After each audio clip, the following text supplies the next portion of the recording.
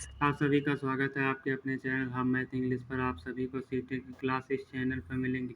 उसी के क्रम में आज हम लोग सीडीपी विषय में बुद्धि को पढ़ेंगे। बुद्धि बुद्धि शब्द का प्रयोग प्रतिभा, ज्ञान एवं समझ इत्यादि के अर्थों में किया जाता है। बुद्धि वह शक्ति है जो हमें समस्याओं का समाधान करने एवं उद्देश्यों को प्राप्त करने में सक्षम बनाती है। बुद्धि अंग्रेजी भाषा के शब्द इंटेलिजेंस का हिंदी रूपांतर है। इंटेलिजेंस लैटिन भाषा का शब्द है। बुद्धि शब्द का सर्वप्रथम प्रयोग फ्रांस के वैज्ञानिक गाल्टन ने 1885 में किया। वुडवर्थ के अनुसार बुद्धि कार्य करने की एक विधि है। बुद्धि के प्रकार। थॉर्नडाइक ने बुद्धि के 3 प्रकार बताए हैं। पहला है मूर्त बुद्धि। जो चीज़ें हमारे सामने दिखाई देती हैं उन्हें हम मूर्त बुद्धि की श्रेणी में रखते हैं, जैसे मैकेनिक और कारीगर। दूसरा है अमूर्त बुद्धि। जो चीज़ें हमारे सामने दिखाई नहीं देती हैं उन्हें हम अमूर्त बुद्धि की श्रेणी में रखते हैं, जैसे कवि और चित्रकार। तीसरी सामाजिक बुद्धि। जो समाज सेवी होते हैं, जो समाज के लिए कार्य करते हैं, उन्हें हम सामाजिक बुद्धि की श्रेणी में रखते हैं, जैसे शिक्षक और नेता। बुद्धि के सिद्धांत अब हम लोग पढ़ेंगे। पहला है एक कारक सिद्धांत। इस सिद्धांत का प्रतिपादन विनय ने किया था। दूसरा है द्विकारक सिद्धांत। इस सिद्धांत का प्रतिपादन स्पीयरमैन ने किया था। तीसरा है बहुकारक सिद्धांत। इस सिद्धांत का प्रतिपादन थॉर्नडाइक ने किया था। चौथा है समूह कारक सिद्धांत। इस सिद्धांत का प्रतिपादन थर्स्टन ने किया था। पांचवा है त्रिआयामी सिद्धांत। इस सिद्धांत का प्रतिपादन जॉन गिलफोर्ड ने किया था। छठा है बहुबुद्धि सिद्धांत। इस सिद्धांत का प्रतिपादन हार्वर्ड गार्डनर ने किया था। हार्वर्ड गार्डनर ने बुद्धि के 8 प्रकार बताए हैं। पहला भाषाई बुद्धि, वकील, कवि और पत्रकार में पाई जाती है। दूसरा है तार्किक बुद्धि, वैज्ञानिक, लेखाकार में पाई जाती है। तीसरा है स्थानिक बुद्धि, मूर्तिकार और चित्रकार में पाई जाती है। चौथा है शारीरिक गतिक बुद्धि, अभिनेता और खिलाड़ी में पाई जाती है। पांचवा है संगीत बुद्धि, गायक और लेखक में। छठा है अंतर्वैयक्तिक बुद्धि, ये नेता और कार्यकर्ता में पाई जाती है।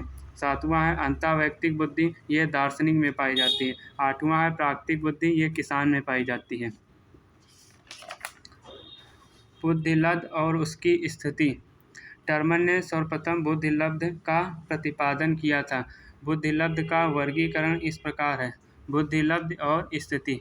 25 से कम जड़ बुद्धि, 25 से 69 मूर्ख बुद्धि, 80 से 89 मंद बुद्धि, 90 से 109 सामान्य बुद्धि, 120 से 129 तीव्र बुद्धि, 130 से 139 प्रखर बुद्धि, 140 से अधिक प्रतिभाशाली बुद्धि।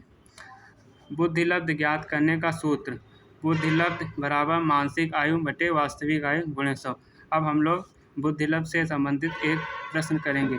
यदि किसी बालक की मानसिक आयु 12 वर्ष है और वास्तविक आयु 10 वर्ष है तो बुद्धिलब्ध की गणना करो। बुद्धिलब्ध बराबर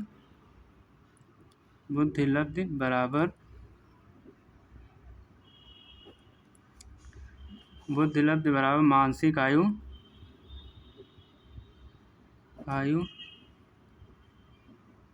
बटे वास्तविक आयु